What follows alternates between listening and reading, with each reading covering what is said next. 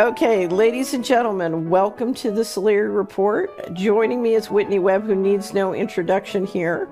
So we have promoted many of her pieces, her websites, and we just think, Uitni, that you're doing outstanding work. And every time we think it can't get better, you pop out, you're 10 out of a scale of 10. You pop out with two new ones that are just phenomenal. And I want to start off by you describing what you've written about the Wellcome Trust and what you've written about Cyber Polygon. Right. So the first article that's about the Wellcome Trust is about the Wellcome Trust new endeavor called Welcome Leap, which is essentially a team up between the Wellcome Trust and these individuals that previously were the leadership at the Pentagon's DARPA and then were taken from the military to the private sector, to Google and Facebook, to create their DARPA research equivalents, and have now gone on to do the same for Welcome Leap, which is describes itself as a global health ARPA, essentially an organization modeled after DARPA, but focusing on global healthcare, or so they say. So a lot of people aren't familiar with the Wellcome Trust, and that's probably by design. A lot of the attention has been given to the Gates Foundation, but the Wellcome Trust is definitely on the same level in terms of influence over medical research, vaccine technology research, genetic engineering research, and a lot of these fields that are coming to the forefront relatively recently. They're much older, however, than the Gates Foundation. I believe they were created in the 30s. Out of the will of the pharmaceutical magnate Henry Wellcome, whose company Burroughs Wellcome is today known as GlaxoSmithKline. Right. He essentially set up, through his will, the Wellcome Trust to be an interconnected system of charity and for-profit foundations. So essentially, it's a business model that masquerades as a charity, and today it's the largest private medical research charity in the world, but it's based in the United Kingdom, so most of its influence is centered there. But of course, it's a global. Right. And one of the things you point out is a lot of what they're contemplating, or the people they've spun out, is very invasive kinds of healthcare applications. Yeah, well, I think they're justifying this technology that they've tried to develop under different guises in the past to justify it as healthcare in the wake of the COVID crisis. Right. So, the head of this former director of DARPA that now leads Welcome Leap, Regina Dugan, said COVID-19 is like what the launch of Sputnik was for the space age. COVID-19 is now the launch of the health age, she said, but this is health tech age, because this woman previously running these DARPA equivalents at Google and Facebook was developing brain-machine interfaces, digital pills that turn your whole body into an authentication token, digital tattoos to unlock your devices, and all of this stuff. And none of that was justified under global healthcare, but now we've seen a lot of those same initiatives being justified as healthcare in recent years, particularly in the past year and a half. And if you look at the programs that Welcome Leap is funding, it's quite clear that a lot of them have applications for control really of society as a whole, as opposed to really being about healthcare. So there's 4 programs, and the 2 most disturbing, I would argue, are actually relatively interconnected in the sense that they focus on the brains of people. One program specifically focuses on the brains of very young children and babies from 3 months of age to 3 years old, and the other one focusing on adults, supposedly under the guise of treating depression, but they openly state that they're hoping to develop wearables that, for adults can track their motivation and energy levels, which their sleep patterns, their emotional state, everything about them. And some of the wearables on the market, like Amazon's Halo, for example, already claim to be able to track your emotional state. Amazon just got an FCC license to track your sleep without your consent. I know, I saw that. I wanted to ask you about that because I just saw the headline. I haven't had a chance to read the article, and I thought, oh, this is really bad. Well, this shows you where it's going, right? So Right. what Welcome Leap is developing, these are people with deep ties to Silicon Valley. So Amazon is a part of this broader effort, but it's something, Amazon, Google, Microsoft, all, especially under COVID-19, have really poured a lot of research and effort and data into developing healthcare-based AI systems. And a lot of these are very invasive and involve monitoring not only what you are saying, what you're doing, what physical actions your body is taking, but also what's going on internally. And some of these two programs at Welcome Leap specifically want to be able to interrogate your brain state directly. Well, but think about this, because the question always is, who is Amazon? The first time Amazon ever made a profit was when they got their $600 billion plus contract from the CIA. Right. And they now run the cloud for the 17 intelligence agencies. They do. Mm-hmm. And with that contract, Bezos turned around and bought the Washington Post, because it's fantastic increase on the stock. And now, the question is, will they get part of the Jedi contract at the DoD cloud? So when you talk about Amazon entering your dreams, is that Amazon or is that the CIA? Yeah, we honestly can't know at this point. And a lot of a common theme in a lot of my work is a lot of these big Silicon Valley companies, Right. the biggest ones.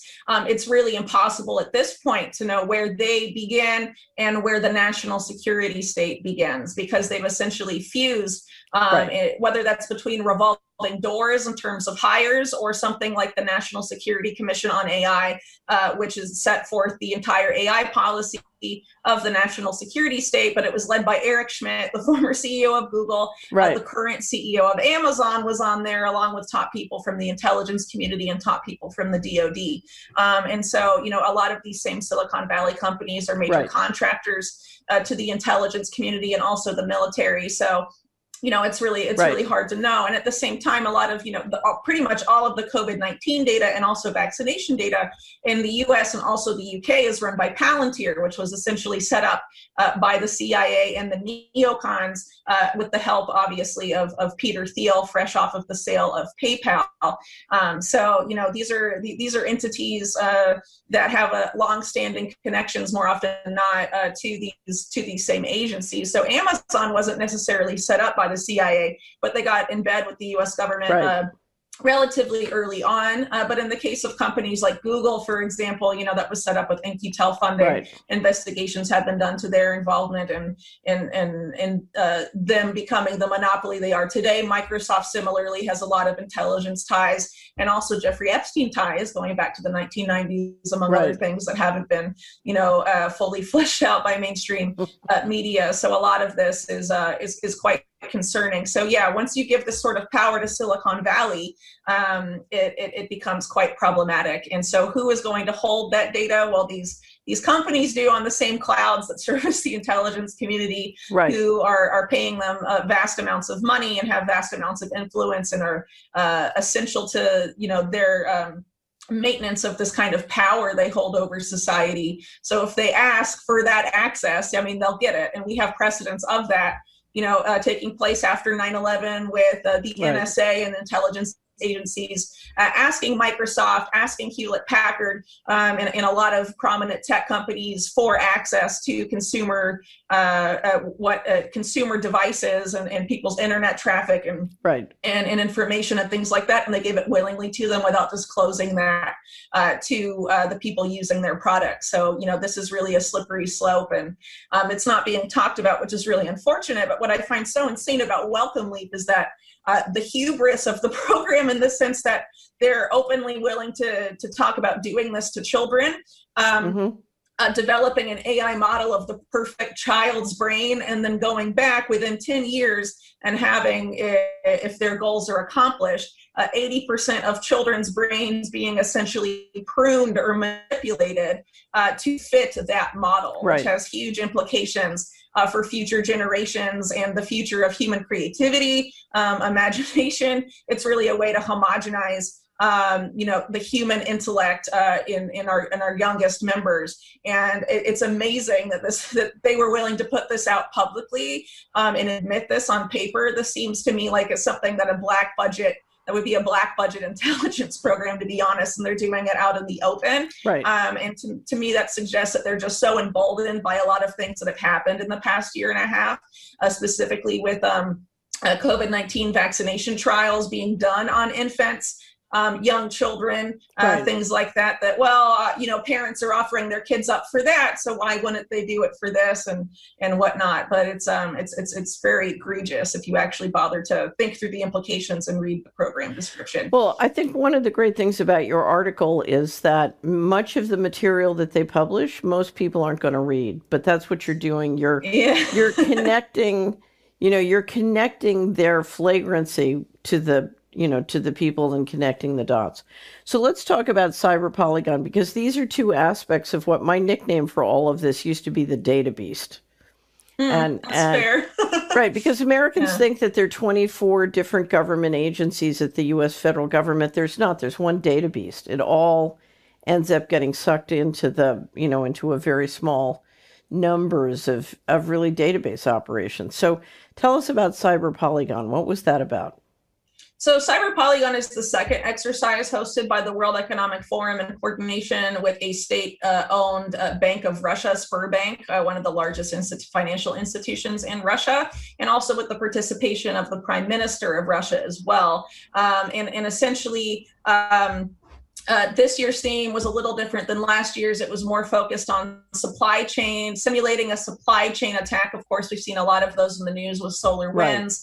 And more recently, I believe the company is Kayisa that was hacked, that was similar in scope to SolarWinds. So that was the specific simulation they were conducting. But Cyber Polygon has two parts. So they have this technical training simulation aspect, and then they have expert panels of international experts. And most of those international experts happen to be part of something called the World Economic Forum Partnership Against Cybercrime that we can talk about in a second. But essentially the themes there are about creating new global digital ecosystems that are heavily centralized, ending anonymity online as a way to combat cybercrime, ending financial anonymity specifically as a way to combat ransomware, and things of that nature. And so, it's obviously them laying out a roadmap for control of the online world at the time when they openly admit that COVID-19 has forced much of the world into the digital sphere. And so, them basically using that as a trap to take more control than they've ever been able to take before.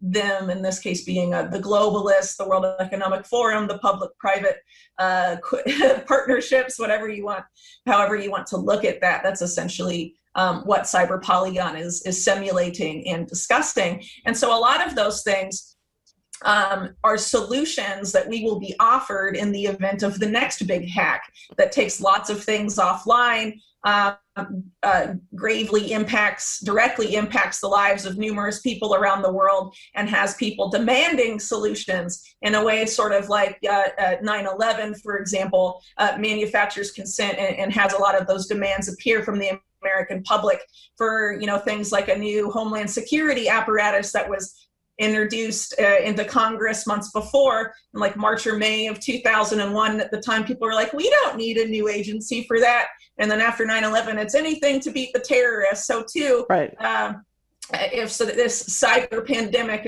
as Klaus Schwab has predicted, does manifest the ideas that people will demand an end to ransomware forever, and this long-standing agenda, specifically in the US and the EU and the UK, of having government-issued IDs be necessary for internet access, the driver's license for the internet, as it was called under the Obama administration. This is essentially where this is going, but it also has a focus on financial transactions. And that's why the focus of ransomware in the context of these cyber attacks and the cyber pandemic, and it's very prominent in Cyber Polygon for a very specific reason. They want to be able to track people's finances.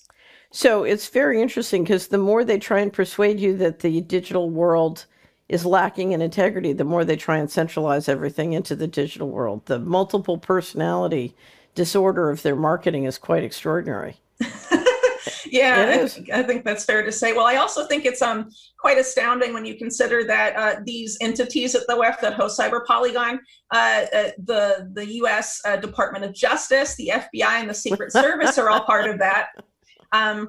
But at the same time, it's being, co-hosted essentially by a Russian government state-owned entity. When all this talk of Russian hackers, we have to implement all of these policies in the U.S. to control what you do online and all of that because of the Russian government, but they're fine to participate in this simulation of hacks and things like that with the Russian government, when they could, in theory, if this was really the problem, wouldn't they raise concerns about, well, the Russians could gather intelligence about how we would respond to cyber attacks and all of that stuff and use it against us. None of those discussions are there. No concerns are raised, and it tells you, in my opinion, that a lot of these entities are fine to work together behind the scenes to build out this infrastructure for this digital panopticon, essentially, and are just using the same nation state conflicts that have been used for decades and decades, because they're familiar to people as justification for implementing them in their respective countries. But all of these countries, at the end of the day, are very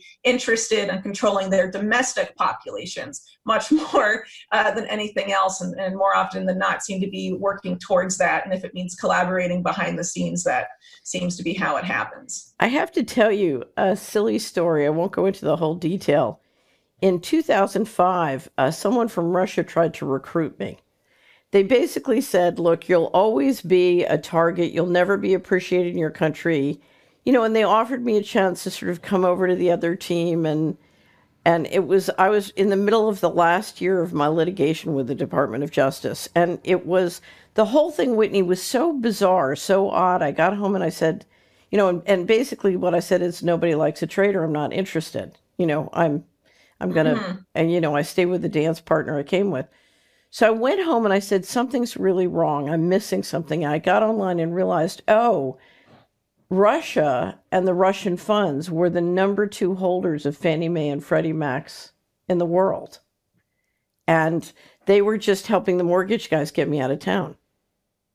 It was, it was amazing because you realize things are never, they're never as they I think that's very true. And like the oligarchy in Russia, the involvement of people like Larry Summers and that whole crowd after the collapse of the Soviet Union and setting up the way Russia's economy functions. There's a lot of involvement or connections between the Russian oligarchs and Israel, a close U.S. ally, which collaborates with U.S. the financial system a lot, obviously. I mean, there's a lot of interconnectedness behind the scenes that doesn't really get talked about. And I think there's a lot of effort to keep us focused on this sort of superficial narrative of the power play. It's Russia and China versus the US and the West and all of this stuff in order to prevent us from seeing what's going on behind the scenes. But if you look at groups like the World Economic Forum and some of these other organizations like them, they're all meeting together. Happy days are here again. So did you get a copy of our Going Direct Reset? Yes, I have it. Oh, fantastic. Okay, fantastic. So have you had a chance to take a look? Yeah, so I read the Going Direct Reset article, and I found it really illuminating in terms of the role of Blek Rok, if you don't mind me asking you about it for my listeners. Let's go ahead. And I should just mention Blek Rok was involved in the litigation, so I have some personal experience with Blek Rok, which fits the narrative. Oh, well, I'm sure that must have been fun given their reputation. So I was wondering if you could explain a little bit, in detail for people that aren't experts on this type of stuff, or even necessarily experts on Federal Reserve policy, how the Federal Reserve's response to COVID-19 preceded the declaration of COVID-19 as a pandemic by several months, and how the plan the Federal Reserve implemented was essentially set up by Blek Rok, and what that plan entailed and what its implications have been. So in August 22nd, 2019, the G7 central bankers who meet every year in Jackson Hole, Wyoming, voted on a plan called the Going Direct Reset. And that plan was designed by a group of retired central bankers who had literally parked and worked through the Blek Rok Investment Institute, which is sort of an arm that Blek Rok does to engage in policy discussion. And that plan was voted on by the central bankers, who proceeded after everybody goes back to the office. And sure enough, in September, the Fed rolls into the repo market and starts engaging in what is extraordinary intervention in the markets, including doing something that has never happened before, which is directly injecting money into the economy, not just into the reserve. Normally, they inject money into the reserve system, and then the reserve system will or will not inject money into the economy. This time, they injected direct. What was interesting is that Blek Rok at the time published some of the material describing the plan. And if you look at what they are doing, which I would describe as sort of a consolidation of what I have called the financial coup d'etat, the actions taken through the healthcare legal and regulatory system that started in March 2020 were simply part of the going direct reset. And what you watched was an injection of significant money into, I would oversimplify as Wall Street. At the same time, the healthcare rules shut down the Main Street economy. And so you have a shutdown. The little guys are basically shut down by disaster capitalism working through the healthcare system, whereas the big money players get massive amounts of money to go out and engage in global sweepstake, which is buy everything cheap. One of the reasons they can do this is Blek Rok is an asset manager who it's one of the largest holders of index funds and retirement savings. And so a lot of the money they're swinging around are individual money or working through pension funds, but that have major positions in every company in America. So if you look at the pharmaceuticals, if you look at all the companies, all the tech companies, Blek Rok again and again and again has a big position. So while they're managing all these companies, then the Fed does something absolutely unprecedented. In my world as a financial person, I cannot tell you how shocking it was. They basically turned over operational asset management functions for the Fed and the New York Fed to Blek Rok. They just simply delegated. This is the equivalent of, imagine if the Department of Justice called you up and said, Whitney, we want you to start a company and we're going to turn over different aspects of enforcement for the United States to your company. I mean, it was an extraordinary and very shocking thing.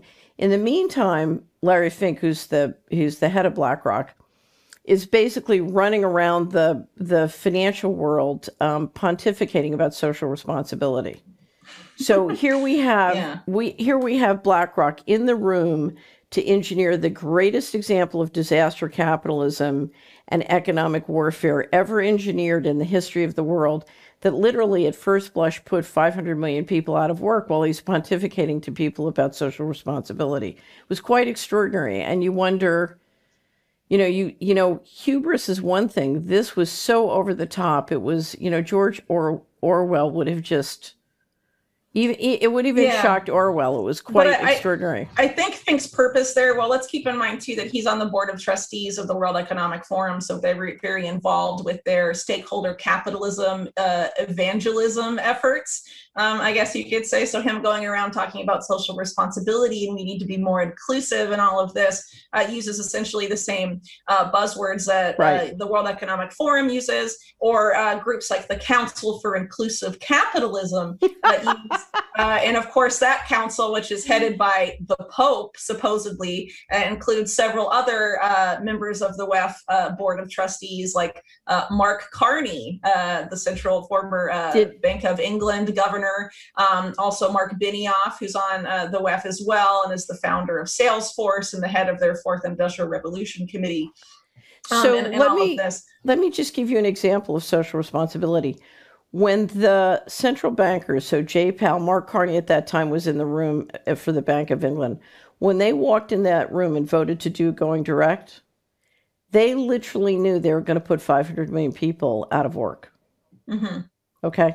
And so that is the equivalent of dropping several nuclear bombs on major cities around the world. You just do it, it's a financial nuclear bomb instead of a physical nuclear bomb, but it's going to kill hundreds of thousands, if not millions of people, and that voting on it.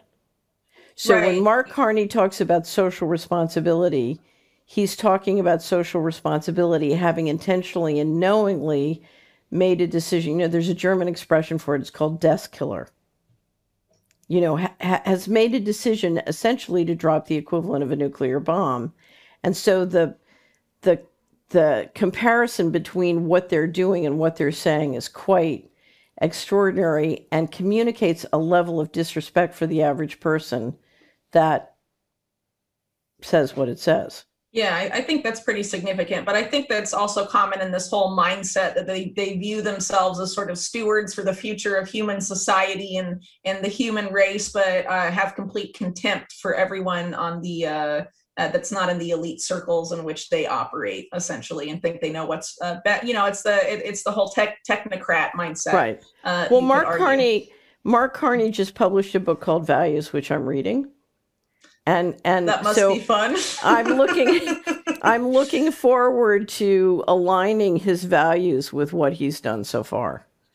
Yeah, well, that will be telling. But I think one thing that I learned recently about Mark Carney that fits sort of into the context of some of these things we've been talking about is that in 2019 he gave a speech. It's about how a new economic system was going to be needed in order to move the world to a net zero economies, basically remake the economy under the guise of climate change, that a whole new economic system was going to be ushered in. So it's interesting then to see people connected to him through the WEF, like Larry Fink, for example, sort of orchestrating this, what you described as like this nuclear bomb in terms of the fiscal response to COVID-19, essentially weakening even further an already weakened financial and economic system in the United States, perhaps with the purpose of putting something new in its place.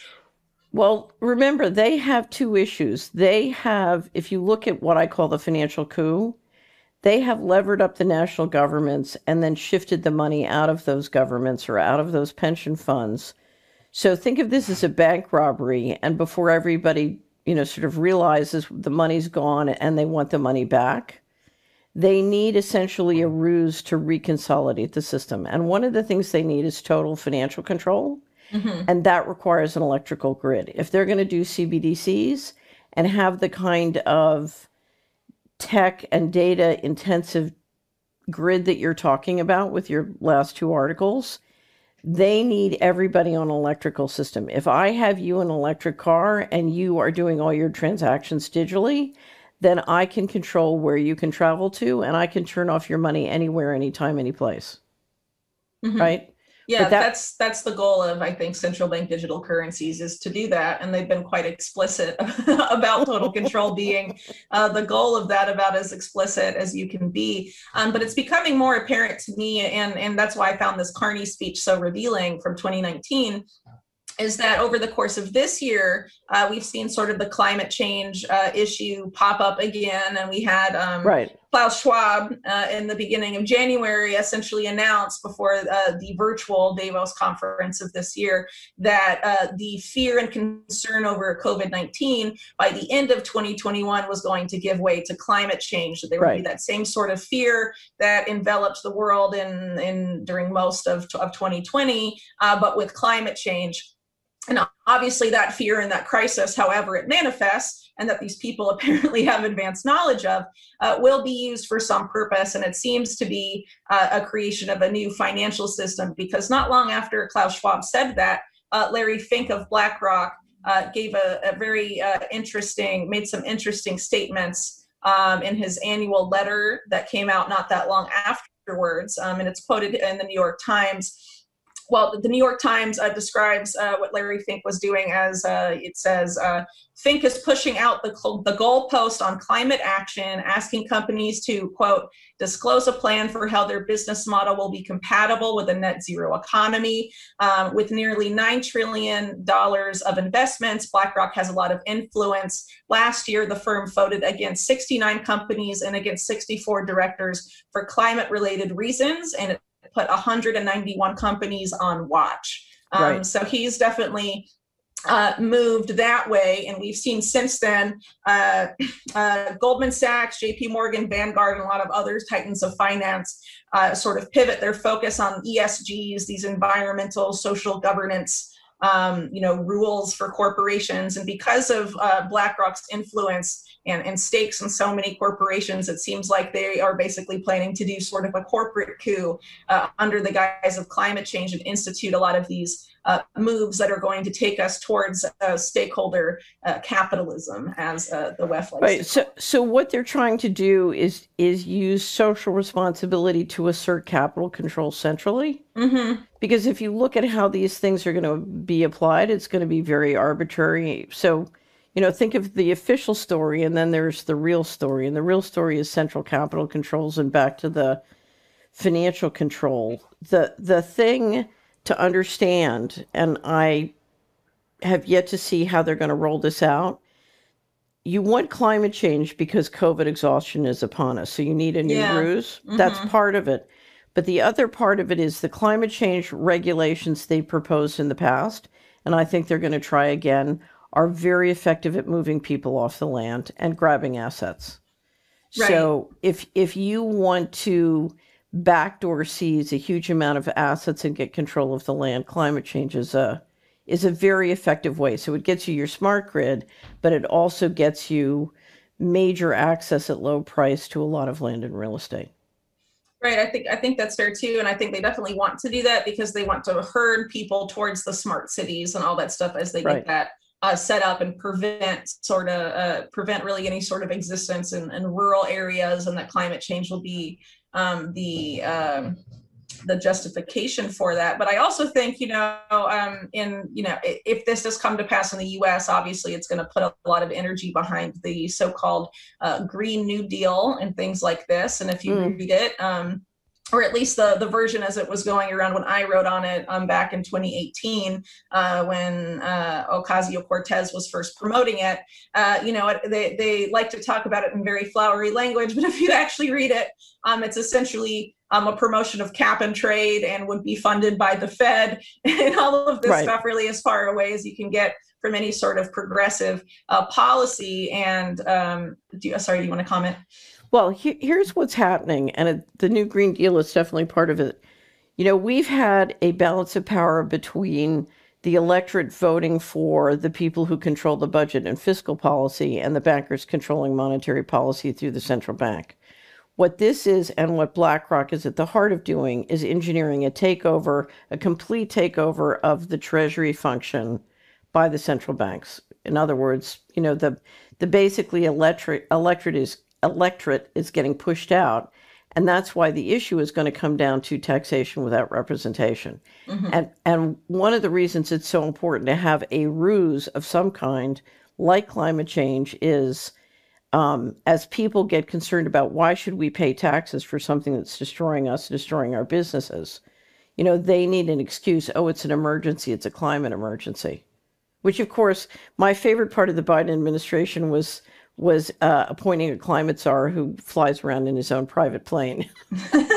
I mean, all of these people, more often than not, tend to fly around in their private planes. Like Bill Gates, when Klaus Schwab announced this imminent pivot to climate change, did that pivot and is now talking about climate change and doing book tours and all of this before the Epstein stuff sort of flared its head again. And he was doing that in private jets. And that's, it's another example of what we saw with, COVID-19, that there's rules for the little people, but not for the elite. And they claim that we're all in this together. And that's the selling point of climate change as well. But it's going to be rules that the elite don't have to follow, or even certain institutions that they need to enforce this system they want to create, like the military, for example. So like the US military, one of the most polluting organizations on earth. If you want to talk about, the official climate change narrative, you should be outraged they're not included in the Green New Deal at all, because they're the largest consumer of fossil fuels. And there's no mention of that at all. But they need the military to enforce this system, whether domestically, because Biden back in 1995 tried to get posse comitatus removed. Some people forget about that. It's very likely he'll do it again under the guise of domestic terrorism or whatever. So, it really, it's going to be, rules for thee, but not for me all over again. One of my favorite descriptions was I had a scientist want to entertain me for a lunch comparing the carbon use of Lockheed F-35s to cows. It was pretty funny. So obviously these guys, this is really about grabbing resources and resource control centrally. And this is part of building the smart grid. There was one thing I wanted to mention to you. Did you ever go look at the website for inclusive capitalism? The Council on Inclusive Capitalism, yes. Yeah. And the people that are there. So Microsoft, MasterCard, Visa, and Ernst & Young, and the Rockefeller Foundation. I went into the website to try and understand what they were proposing. And to sign in, you had to click the terms and conditions. And the terms and conditions was not a normal terms and condition. It read, you had to pledge allegiance. You had to agree with their values. Wow. And so I wouldn't click it. So I never went into the website. I never saw it. But it was quite sort of, it's like a cult is what it read like. Yeah, a little bit. Well, they already have that sort of religious flavor to it, don't they, with having teamed up with the Vatican to sell this. Okay, so I want to get back to one part of your work, which I think is very important. One of the little secrets of the hypocrisy of rules for them and rules for us is it is unbelievably expensive to make them look efficient or economic. If you look at how much money is being stolen and laundered and channeled to pump them up, I mean, they are part of an economy that I call, it has a negative return on investment, and it requires massive amounts of money to pump them up. And you are in the middle of writing a book about one of the great pump up operations of all time, right?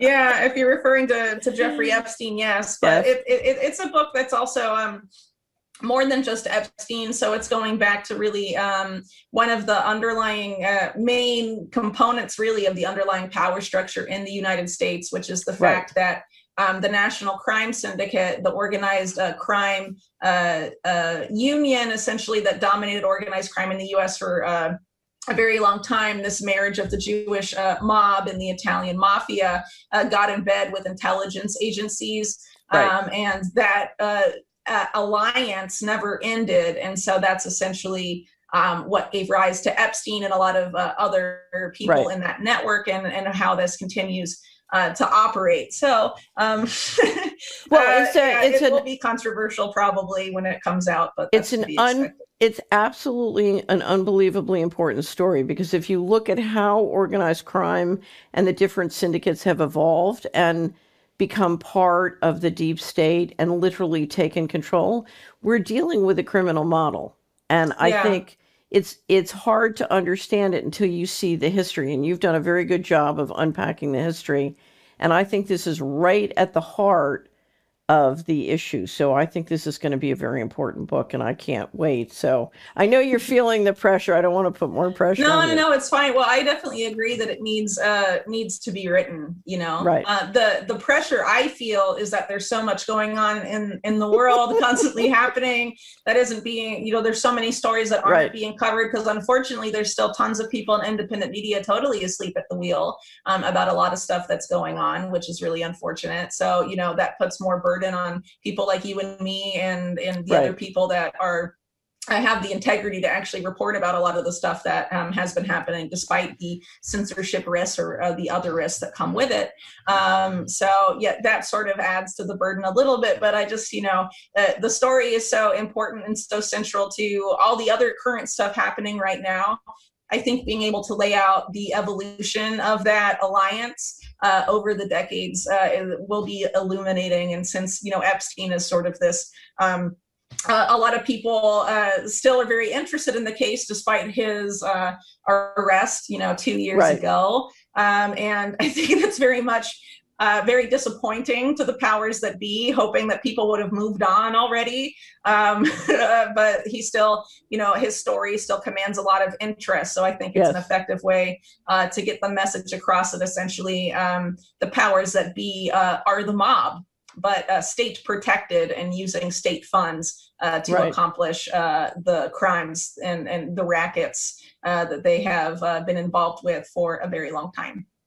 Have you ever looked into the Forrestal assassination? Because I believe it was a fusion of those. I'm familiar with that. So that would be the Secretary of Defense who was assassinated right before the CIA got the 49.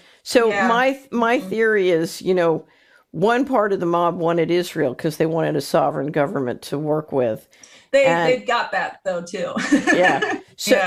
And the Rockefeller Syndicate wanted the CIA Act. So they'd gotten the 47 Act, but they wanted the 49 Act and they wanted Israel. So they made a deal, and to get that done, you had to get rid of Forrestal. So anyway, okay, so let's turn to what we can do. I was meeting in Switzerland with the European Children's Health Defense a couple weeks ago, and we were talking about how the vaccine passports were going to be used as part of this control network that you and I have been discussing. What could we do about it? And I said, we have to, the one of the reasons they did what they did with the pandemic is to try and get the cash usage down. And we've got to reverse that. And so Mary Holland, who's the wonderful president of Children's Health Defense, said, well, what about Cash Friday? Let's do Cash Friday. And for some reason, it just, we all loved it because we all know about, eating fish on Friday or getting dressed down to go to the office on Friday. People do special things on Friday. And it's hard to try and go to all cash, but you can do one day. So we said, okay, let's launch Cash Friday. And so we just put up a thing, and some of the activists around the World Freedom Alliance are going to launch it in August. So it's hopefully percolating and will spread. But I put up a little video of Carstens, the head of the Bank of International Settlements, basically explaining in 56 seconds why they're going to have complete control of all your money. And it's really funny because when you show that to people, they realize, oh, that's bad. Maybe digital money is so convenient and can be so much fun, but maybe I don't want 100% digital. Right. So you've taken a look at Cash Friday. What do you think?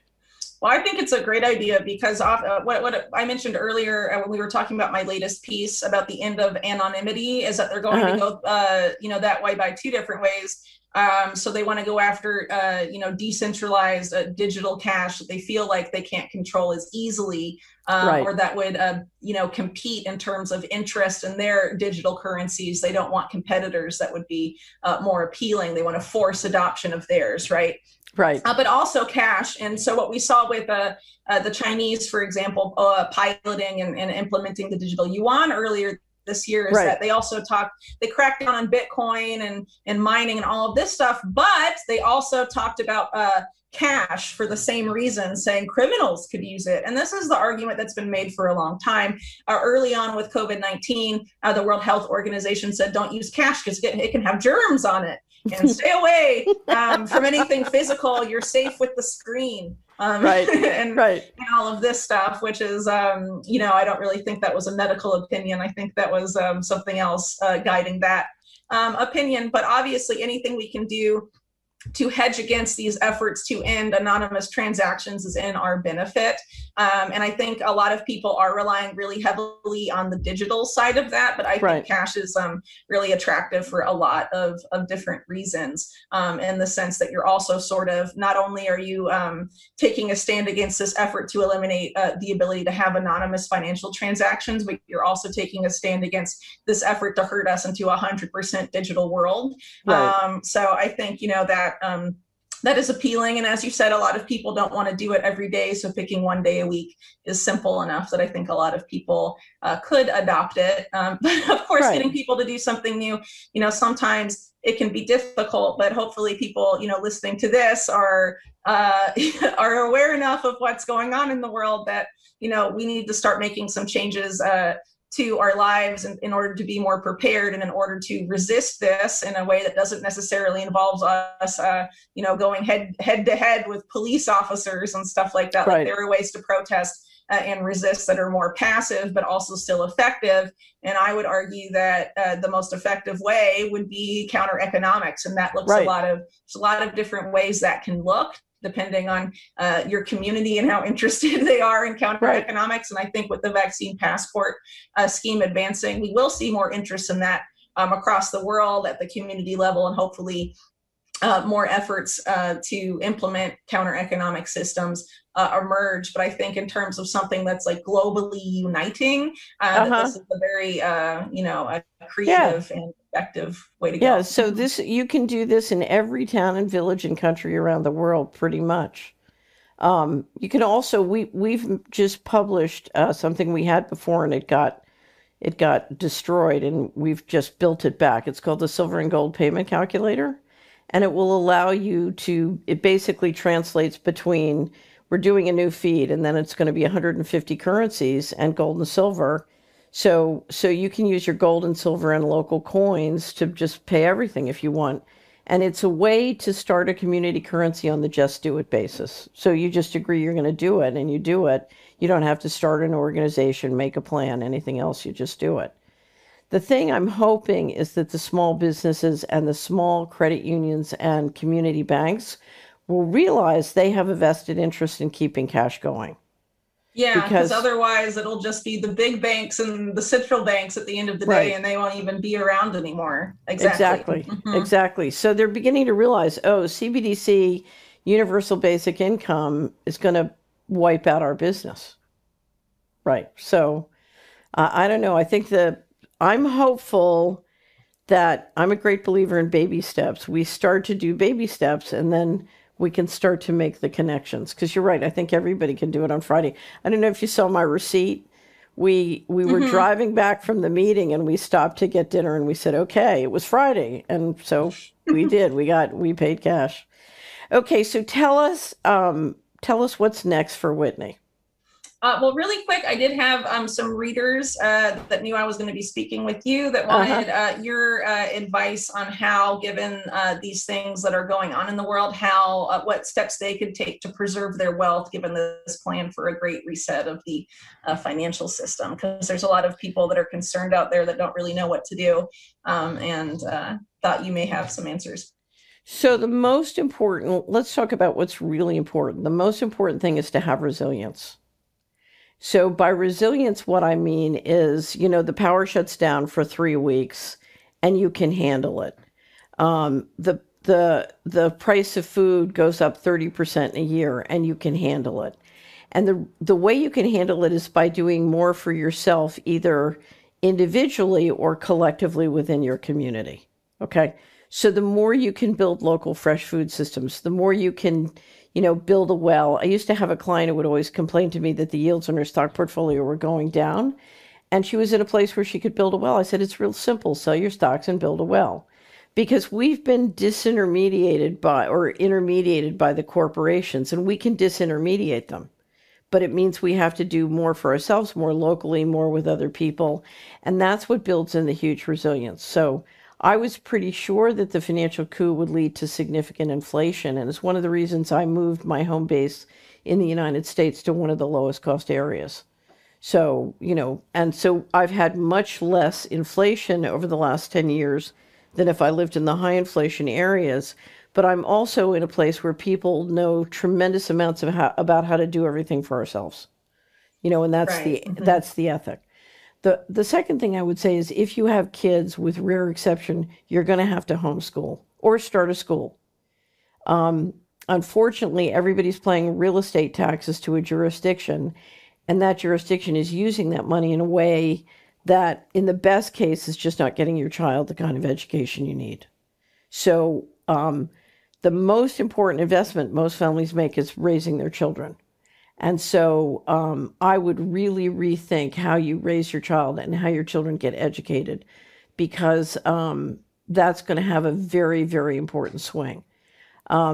Healthcare, believe it or not, the greatest source, in my experience, of destruction of family wealth is chronic disease and things like vaccine injury. And so it is worth it to spend the time and money to get off the healthcare treadmill And it is very, very important to spend as much as you can for the highest quality fresh food. So if you can build really fresh food, so all of these things that I'm talking about now, Whitney, are about building your living equity, not your financial equity. Because if you don't do that, there's not enough financial equity in the world that can make up for the drain you're going to get on your living equity. Right. Okay. So that's the number one. Number two, jurisdiction matters. The reason you are where you are was because you were in a jurisdiction that was no longer compatible with the way you were going to live, right? Yeah. Right. So okay.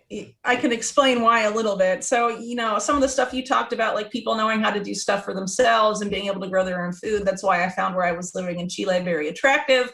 I did not count on them going even farther than places like New Zealand and Ontario with COVID-19 so quickly. Chile already has UBI. They already have a domestic vaccine passport that you need to go to the bank to get gas, to go into the supermarket, and all of this stuff. And it got zero media coverage. It's almost like no one is really paid attention to Chile, now that it's been launched in France or proposed in France, there's protests and stuff. Chile had no protests, not a blip. Wow. Mass acceptance. Because why? Well, I would argue a couple things. One, cultural conditioning from the Pinochet era. People are just like, leave me alone as long. A lot of people are very invested in maintaining the status quo, preventing instability, and all of that stuff. And just because of Operation Condor and a lot of things that happen, people just tend to acquiesce to power. And also there's a lot of trust in the health institutions, which are seen as different than the government. And even though, the government was hugely unpopular, that was sort of reversed by this, we're in this together, it's a war effort type of approach to COVID-19, and then complete control of the media. Most Chileans get their news from the television, which is state TV or CNN, and things like that. So it was just very complete, and a lot of people not really willing to question what was going on there. But it's very unfortunate. Like even my kid's babysitter in Chile, who we absolutely loved and was like a second mom to my kid, basically was like, oh, the vaccine passport's going to bring relief and it's going to make things easier. And I was just like, how do I even start to explain this to you? And she's like a very well-meaning person and stuff, but it's because it's because of the TV. So, Chile, I didn't expect that. Some of the things you were talking about, like resiliency and stuff, I saw problems with that in the US, because I'm 31 and my generation in the US, like very few people know how to do anything for themselves in terms of producing their own food or things they need in their everyday life. And in Latin America, it's a very different approach. But a lot of this I didn't anticipate. So now I'm in the UK because, I didn't really have many options for residency beyond Chile, where I had residency. So it was either the US or the UK. The UK was just easier for me because of personal circumstances, but compared to Chile, there's a lot more local resistance here than there was in Chile. So the acquiescence in Chile was obviously the most disconcerting to me for multiple reasons. And the fact that they wanted my 3-year-old to wear a mask outside all the time. And there was no daycare. I couldn't even get childcare. If they declare quarantine, you're only allowed out of your house for 4 hours a week, twice a week, 2 hours each. And you have to show police papers to prove that you're allowed to be out of your home. It's insane. It's just it's beyond the Pinochet era. Like Pinochet, I don't think would have even imagined having that kind of power back when he was in charge. So it's just astounding. Well, he didn't have digital technology.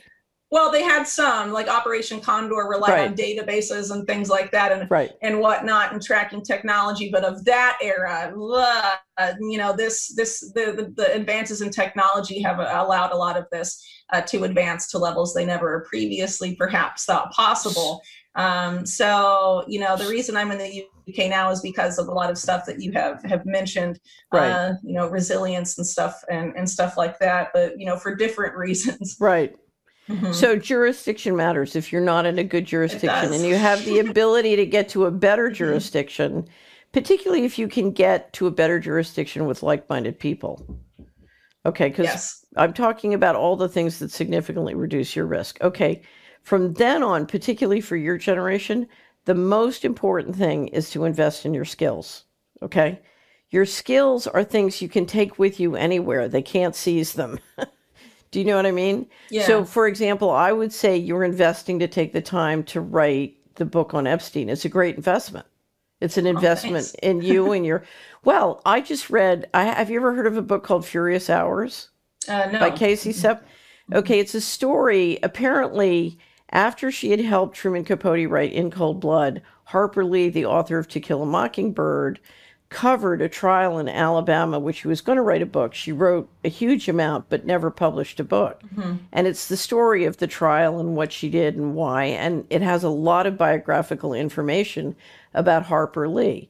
Now, get this. Harper Lee was working as a travel agent in New York. I think it was 1956. And some friends of hers had a very good year in business, and for Christmas gave her enough money so she could quit her job as a travel agent and just write for a year. And that's the year she wrote To Kill a Mockingbird, which has now sold 40 million. Wow. 40 million copies and made her many times over a multi-millionaire. Can you imagine if instead they had put their money in the stock market instead of investing in Harper Lee? Right. So right. I'm very big on people investment. And I'll give you an example that I often use. When my litigation started and the Department of Justice tried to shut me off from all my revenues, all my assets, all my credit, etc., it turned out I had loaned or given $250,000 to friends and families. And they all sort of got together and said, well, I guess she needs it back. And over the next 11 years, I was gifted or loans were returned in an amount of $250,000, almost exactly to the dollar. And if it hadn't been for that money, Whitney, I would never have made it. Never. So, and part of the things that helped me, I had a very successful uncle who said, well, she's helped everybody, so I'll help her. And as you know, one of the goals in those kind of situations, they try and isolate people. They couldn't isolate me because I had invested in other people, and those people or other people invested back. And so, I recommend people investing very much to you because, the question, Andrew Vax is one of my favorite sort of detective novel writers, says your family are the people who won't turn you in. And building those kind of networks is really, really important. And so I would build your skills. I would build your own business, a la writing the Epstein book. I would invest in other people, including helping them start their businesses. If you have a local farmer or somebody doing fresh food, that's exactly the kind of person you want to invest in now. Not only because you have a food supply, but if things go south, if you have those relationships, they're the people to count on. Beyond that, if you're going to invest in financial assets, I invest in financial assets. So I invest in coins, I invest in the stock market, but I like to invest in things that are real and productive. So for example, my investment advisory company does a screen, and my job is to just, my definition of the screen is screening out criminality. So, if you're a criminal, you don't get on the screen. And what's nice about doing the screen is I study companies all over the world, and there are hundreds of thousands of entrepreneurs and business people who are building and doing great companies, but we never hear about them. I never hear about them. I'm too busy looking at the fraudsters. So yeah, I know how that can be. Right. So, but that is going on, and it's going on in every county and every community in the world. So, whether it's privately in your own business or in your local community where you're doing private investment in businesses in the local area, your friends, helping your friends start business, or buying companies in the stock market that are totally legitimate. I'm a great believer in if we're going to live in a world we want to live in, we've got to build that world. And you build that world one transaction, one company, one product at a time. And so find the people and the companies and products that have real integrity. And that's if you have enough money beyond your own infrastructure, beyond having a reserve in the bank and having, me, I always say, always have enough gold to bribe the border guards. So I like having gold and silver for the worst case. So, but it's a balance because there's no magic bullet. And one of the reasons there's no magic bullet in a world of tyranny, which is where they want to go, they're gonna take all your assets. So if there's no law, everything's worthless. Right. Well, sort of how I looked at it, and I'm not like a financial person like you. I just think practically. And so I have sort of thought like that for a long time. So actually like really early on, I in school, like double majored. And one of the things I majored in was agroecology. I learned how to grow my own food and like managed a farm for a year before doing any sort of writing stuff. And stuff like that. But, given how things are going now, the way I think about the preserving wealth question is like, well, if all my money in the bank were to be inaccessible or disappear tomorrow, what would I have wished I had bought in order to, be all right for a difficult period of a month, 3 months, whatever. And so I sort of think in sort of those terms. So anything you can do to inventory or stockpile non-perishables is the best investment in the world. One, because of inflation, but the other thing is, it's not sitting in the bank. It's sitting in one of my closets in Hickory Valley. I have 2 cases of tiny liquor bottles, because what you'll find is when you get a real economic implosion, one of the most valuable currency. Well, Dmitry Orlov will tell you that vodka was a better currency than gold during the collapse of Russia. Mm-hmm. But given the inflationary environment we're in, any real asset you can stockpile, if you've got the room and the wherewithal to do it, absolutely. One thing I will add to this discussion too is that from what I know from people, I know when I was living in South America for a very long time, so I knew a lot of people from Argentina who lived through the 2001 economic collapse, and I heard from several people that the best thing they did was mentally prepare for that scenario. Even if they weren't necessarily the most physically prepared, they were mentally prepared to not give into the panic when it all happened, to be able to think rationally about what to do, to not have their mood and energy just totally sucked out of them. And in this desperate situation, the stronger you can be mentally in a crisis by knowing what's coming and all of that stuff, I think is some pretty a pretty decent way to prepare as well. Right. And one of the things I would prepare, and many people in the United States have not prepared for this, is dealing with lawlessness. So, because you're talking about highly expensive professional operations bringing crime, so if you take the riots, you're up against a highly professional operation, and most people aren't used to managing or interacting with that kind of crime. Well, in the United States, absolutely not. Yeah. People that have lived in Mexico for a long time, for example, are very in some other places. Yeah. But it's worth talking to people that have lived in those types of situations to sort of know what that's like. Mm-hmm. Right. And it's funny because it's when you can depend on the rule of law, you don't begin to appreciate the importance of community the way you do when you can't depend on the rule of law. So if you come to Solari, one of the questions, one of the taglines at the top of the website is, "Who's your sheriff?" And for years I had people say, "Why should I care who my sheriff is?" And now they understand. They really need to care about who their sheriff is. Mm-hmm. And if possible, they need to be talking to him. So.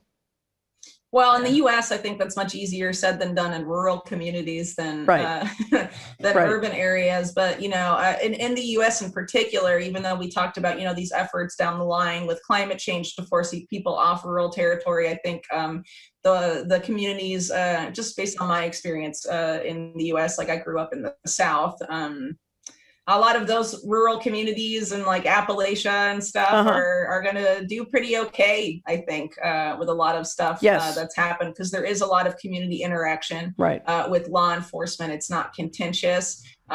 People know the sheriff, and the sheriff stands up for the local community. Not in every rural community, obviously, because there is corruption and things like that everywhere, regardless of size of the district or its the money that runs through it and whatnot. But it definitely, there are communities that are still like that in the U.S. And I think they'll be better off than, the metropolises of the U.S. Certainly. So one other thing I would say, I at various times I've sat down with both kids I help or the children of clients and work through with them their investment in college or university education. And one of the things I've discovered is if you look at what they need to be successful in this world, a lot of times it's certainly not by going to a 4-year program that specializes them into a corporate slot. The last thing you need to do is take on debt or spend a huge amount of money to get an education that really doesn't teach you very much other than slot you into a place you don't want to go. So I think it makes tremendous sense not just to homeschool in this environment, but to help young people develop skill after skill after skill after skill. I always think of it as a toolbox and putting tools in your toolbox. So if you can know how to make an audio and video, if you can know how to be a chef, if you can know how to do a garden, if you can know how to drive a car, if you can know how to fly a plane, all these different skills, when I said invest in yourself, the more skills you have, the better off you are. And that's because we're in an environment where if you can generate an income from doing 5 different things, maybe 2 of those things will be good this year, but not next year. And you can do 2 of those other things the next year. So don't think in terms of, I'm going to be a chef. Think in terms of, well, I could be a chef. I could be a bartender. I could be a doctor. I could be, have the ability to have a portfolio of skills and be prepared to use all those skills to sort of build the pathway you want in this life, but to live a life where you're free. Because money in this environment is hugely overrated compared to freedom. And it's having multiple skills and multiple income sources that will make you free, and investing in yourself and your own skills. So, I think if you look at how you're doing it, it looks to me like you've got you've got the notion of how this should work. And the reality is we're in an environment where things are very uncertain. So you try stuff, some work, some don't. You try something else. You've got to keep moving forward. Right. So, okay, well, Whitney, this has been a great discussion. Anything else you're working on in terms of writing, or focus now on the book?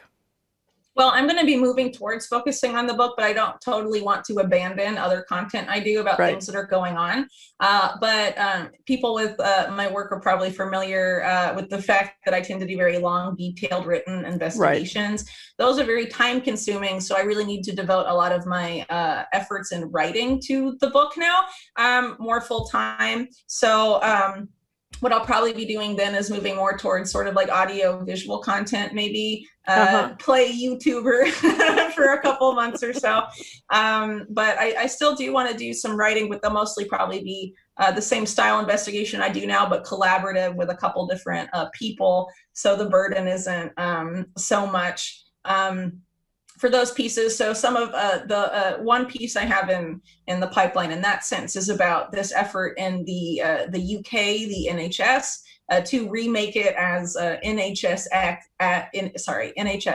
X, which is essentially that is the vehicle for the digital transformation of the National Health Service of the United Kingdom. So a lot of the talking points early on in COVID-19 in the UK were, you have to do this to protect the NHS. It's a very well-regarded and well-respected and cherished institution in the UK. And that was sort of used to get people to rally around, the COVID protocols and the lockdowns and whatnot.